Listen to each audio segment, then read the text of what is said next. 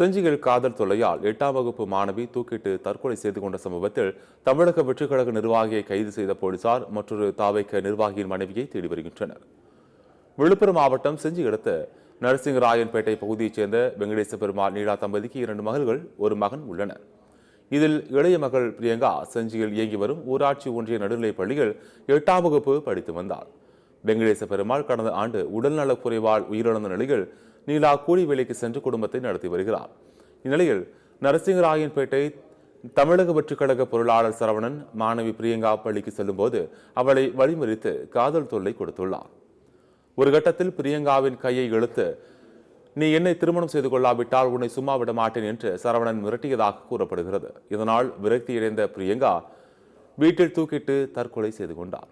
இதுகுறித்து செஞ்சி போலீசார் விசாரணை நடத்தி சரவணன் மற்றும் விழுப்புரம் வடமேற்கு மாவட்ட தமிழக வெற்றிக் கழக செயலாளர் குணசரவணனின் மனைவி சங்கீதா ஆகியோர் மீது பெண் குழந்தைகளுக்கு எதிரான வன்கொடுமை உள்ளிட்ட 7 பிரிவுகளின் கீழ் வழக்கு பதிவு செய்து சரவணனை கைது செய்து நீதிமன்ற காவலில் சிறையில் அடைத்தனர். தலைமறைவாக உள்ள சங்கீதாவை போலீசார் தனிப்படை அமைத்து தேடி வருகின்றனர்.